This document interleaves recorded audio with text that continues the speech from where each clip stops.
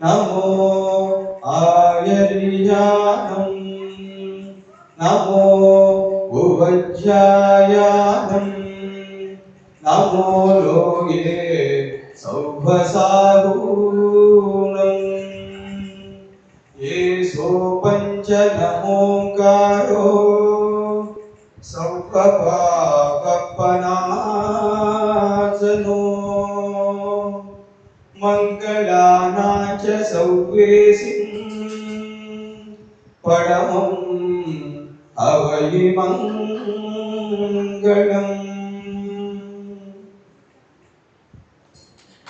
பெரியவர்களே, ஸ்ரீ மல்லிநாத சுவாமி நாளைய பிரம்மோற்சவத்தினுடைய 6ஆம் நாள் நடைபெறுகிறது.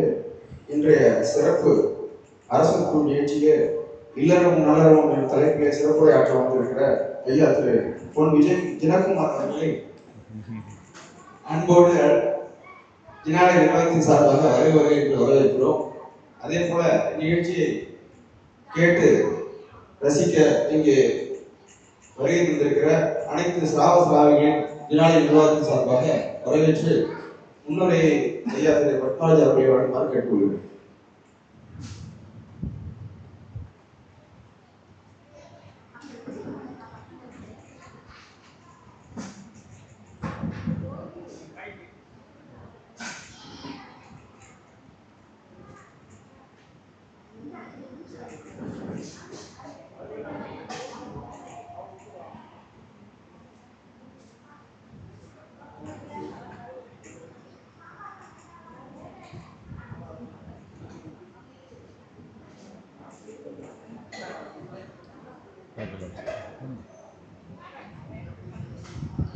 எல்லாம் வல்ல ஸ்ரீ மல்லிநாதரை போற்றி பணிகிறேன்.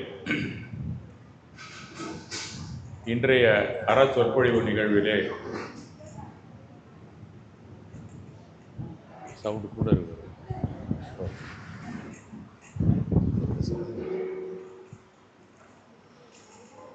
இன்றைய அறச்சொற்பொழிவு நிகழ்விலே நம்மிடையே உரையாற்ற வந்திருப்பவர் திரு பொன் ஜினகுமார் அவர்கள் வந்தவாசியை சேர்ந்தவர். அவருடைய பிறந்த ஊர் கீழ்புத்தூர் அப்படிங்கிற ஒரு தேசூருக்கு அருகில் உள்ள ஒரு கிராமம். அவருடைய தந்தையார் பெயர் பொன்னுசாமி, தாயின் பெயர் ஜினேந்திர மாலை. அதே மாதிரி ஜினகுமார் அப்படின்னு வச்சுட்டாங்க அவங்க. அது ஒரு சின்ன கிராமங்கிறதுனால சார் வந்து கீழ்புத்தூர் அப்படிங்கிற அந்த கிராமத்தில் நடுநிலைப்பள்ளி 8வது வரைக்கும் படிச்சிருக்கிறாரு. அதன் பிறகு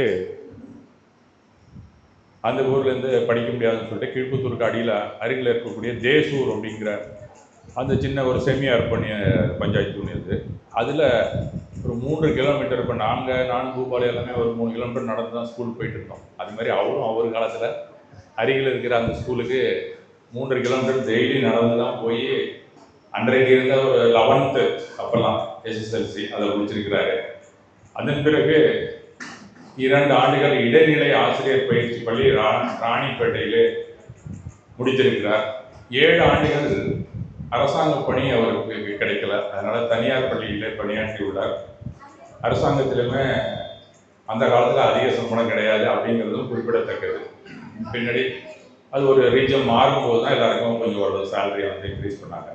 பிறகு உயர்நிலை பள்ளியில் 1980 இடைநிலை ஆசிரியராக பணி சேர்ந்து பணியாற்றியிருக்கிறார். அப்பொழுதெல்லாம் கணித பாடம் நடத்த அதிகமான ஆசிரியர்கள் பல பள்ளிகளே கிடையாது. நாங்கள் படிக்கிற அதுக்கப்புறம் கொஞ்ச நாள் எங்கள்கிட்ட பேமெண்ட் வரும்போதெல்லாம் மேத்தமெட்டிக்கல் டீச்சருக்கு சேலரியே நாங்கள் கொடுத்ததில்லை. ரொம்ப நாள் ஒரு 5-6 வருஷம் படிப்பேன்.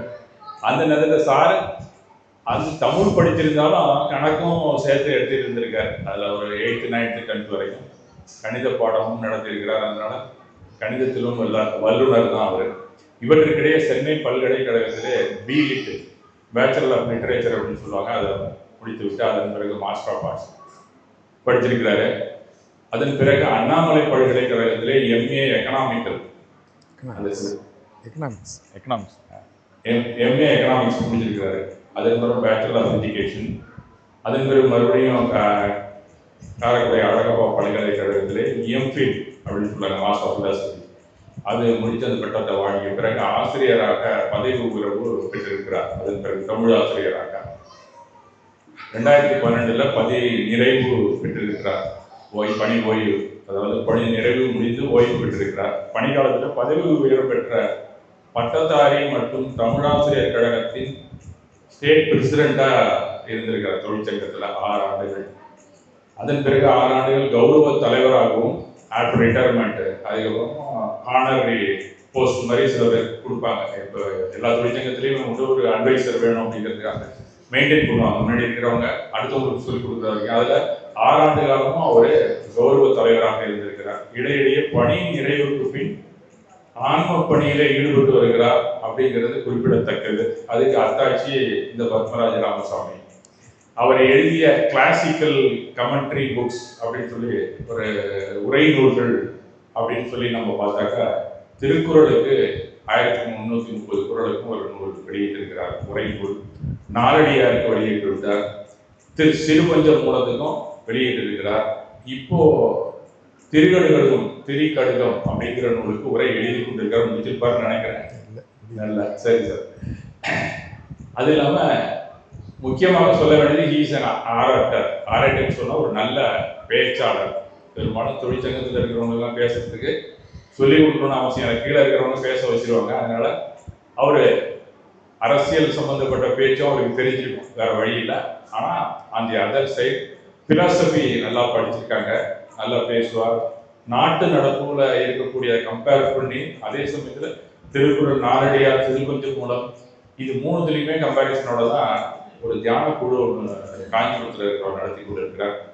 அதில் டெய்லி ஒரு கலந்துக்காம இருக்கிறது, நான் சனிக்கிழமை மட்டும் தான் வருவேன். டெய்லி ஒரு பார்ட்டிசிபென்ட்ஸ் அப்படின்னு சொன்னா பொன் தினகுமார் அவர்கள் தான்.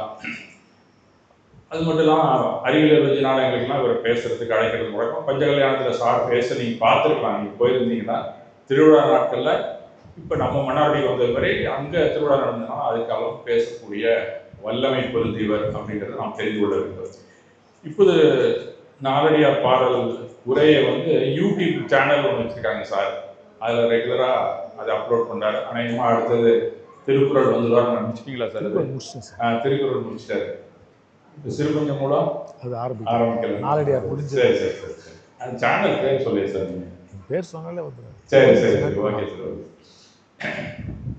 அது மாதிரி அவர் பப்ளிக் ரிலேஷன்ஸ் அப்படின்னா பப்ளிக் லைஃப்ல அதே சமயத்தில் ஜெயின் பிலாசபியில மிக மிக ஈடுபாடு கொண்டிருந்த ஒரு நல்ல பவியர்.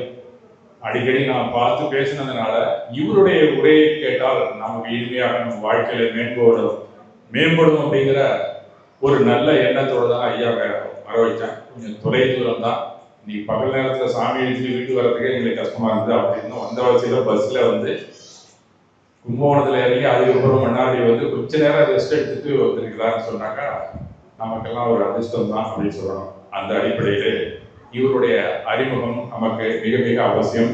ஒவ்வொரு ஆண்டும் ஒரு நாளைக்கு ஐயா அவர்களை எங்களுக்கு ஒரு நல்ல உரையை அளிக்க வேண்டும் என்று இந்த தருணத்தில் கேட்டுக்கொண்டு, இவரை இன்றைய உரை வீச்சான அதுக்கான தலைப்பு என்னன்னு கேட்டீங்கன்னா, இல்லறமும் நல்லறமும் அப்படிங்கிற ஒரு விஷயத்த பேச வந்திருக்கிறார். மனிதனுக்கு 2 கால் இருக்கிறது போல சமுதாயத்துக்கு இல்லறமும் புரவரமும் விளங்குகிறது அப்படிங்கிறது ஜெனரலா எல்லாருக்குமே தெரியும். இது இல்லாத மதமே இல்லை. எல்லாத்துலயுமே எதிகள் தனியா இருப்பாங்க, இல்லறத்தார்கள் இருப்பாங்க. அதுல சமண மதத்துல நமக்கு எல்லாருக்குமே தெரியும் யார் எதி, யார் இல்லறத்தை சேர்ந்தவங்க அப்படிங்கிறது. இது அன்பின் அடித்தளத்தில் அமைவது இல்லறம் அப்படிங்கிறது தெரியும். அதே சமயத்தில் அந்த வேற நீங்க துறவரம் அப்படின்னு சொன்னா அருளின் அடித்தளத்திலே அமைவது துறவரம். இந்த அன்பும் அறமும் சேர்ந்த இல்லறமே நல்லறம் ஆகும் அப்படிங்கிறது தான் அடிப்படையில் அவருடைய பேச்சாக இன்றைக்கு இருக்கும் என்பது நம்மளுடைய எதிர்பார்ப்பு. நல்ல இல்லற வாழ்க்கை படிப்படியாக துறவு மனப்பான்மையை வளர்த்துக் கொள்வதற்கு உதவுகிறது அப்படின்னு சொன்னா அது நல்லறம் இருந்தாதான் நமக்கு மனசுக்குள்ள அந்த பற்றின்மையை கொஞ்சம் கொஞ்சமாக கொண்டு வரும். இல்லைன்னா அது நல்லறமாக இருக்காது, வேற அறமாக தான் இருக்கும். அது யாருமே சொல்றது இல்லை.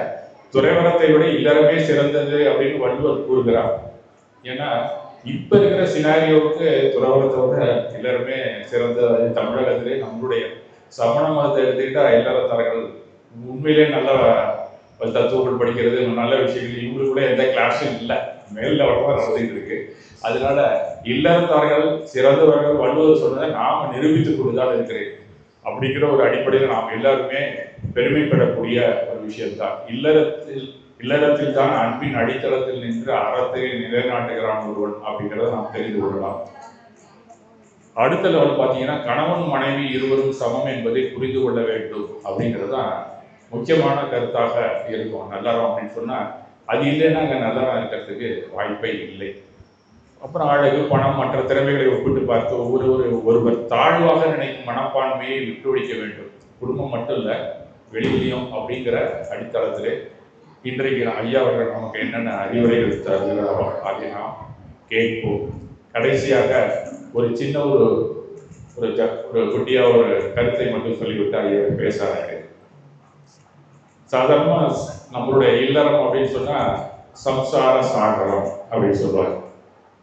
சம்சார சாகரம் அப்படின்னா ஒரு கடல் தான் அது. நம்மளுடைய பிறவி கடல், நீந்துவர் நீந்தாரம் சொல்லலாம். அதுதான் நம்ம சம்சார சாகரம் அப்படின்னு சொல்லுவாங்க. அந்த சம்சார சாகரம் அப்படிங்கிறதுல நாம டிராவல் பண்ணிட்டு இருக்கோம். எப்படின்னு சொன்னா ஏதோ ஒரு கப்பல்ல தான் நம்ம போயிட்டு இருக்கோம். நம்ம இல்லறத்துல இருக்கிற வரைக்கும் 2 கப்பல் போகும். ஒன்று ரிலேஷன்ஷிப், இன்னொன்று ஃப்ரெண்ட்ஷிப். இந்த 2 ஷிப்பும் இல்லாமல் யாருமே இருக்க முடியாது. 2த்துலையுமே இருப்பாங்க, இல்லை ஏதாவது ஒன்றையாவது பயணம் பண்ணி கொண்டு தான் இருக்க வேண்டும். அதில் என்ன கஷ்டம் வருதோ நஷ்டம் வருதோ அப்படின்னு பார்த்தாக்கா ஒரு பெரிய மீன் வந்து தாக்கும் அந்த 2 கப்பலையும். அந்த மீன் எதுன்னு சொன்னால் செல்ஃபிஷ். இந்த செல்ஃபிஷ் தான் நமக்கு கஷ்டத்தை கொடுக்கக்கூடியது. அந்த செல்ஃபிஷ்லேருந்து நம்ம வெளியில் போகணும் அப்படிங்கிற ஒரு நோக்கம் வரும்போது அந்த பிறவி கடலை அப்போதான் நம்ம நீந்த முடியும் அப்படிங்கிற ஒரு அடிப்படைக்கே வர வேண்டாம். இது போக வேண்டாம், நான் சொல்ற கப்பலை போகு அப்படின்னு ஒருத்தர் சொல்றாரு சொன்னா அந்த 24 தீர்த்தங்கடல மகாவீரர் நமக்கு நீ அந்த கடலை விட்டுடு, வேற கடலுக்கு வந்துரு, நீ அங்க வந்தீங்கன்னா உனக்கு கஷ்டம் இல்லை, அந்த கடலுக்கு போனீங்கன்னா சீக்கிரம் நீ நீந்தி போய்விடலாம் அப்படின்னு சொல்றாரு. That is called devotion. அந்த டிவோஷன்ங்கிற ஓஷன்ல நாம பயணம் பண்ண ஆரம்பிச்சாதான் நாம கடை தேரலாம் அப்படிங்கிற ஒரு உதாரணத்தை உங்கள் முன் வைக்கிறேன். அப்படி நம்ம போனோம்னா அது ஒரு கப்பல்ல நம்ம போகணும்ல, அந்த கப்பலுக்கு பேர் ஒர்ஷிப். அந்த ஒர்ஷிப் இருந்தாதான் நாம அந்த கடல்ல பயணம் பண்ணி பிறவி கடலை நீந்த முடியும். அப்படிங்கிறதா இந்த 10 நாள் திருவிழாவும் அம்மனுசம் எல்லாமே நம்ம வச்சிருக்கோம். ஒர்ஷிப் தான் மிக மிக முக்கியமானது அப்படிங்கிறத நம்ம தெரிந்து கொள்ள வேண்டும். அப்பதான் இல்லறம் நல்லறமாக இருக்கும் அப்படிங்கிறது சுருக்கமாக உங்களுக்கு சொல்லிக் கொடுத்து ஐயா பொஞ்சினகுமார் அவர்களின் உரையினை தோக்கும் வர கேட்டுக்கிறேன்.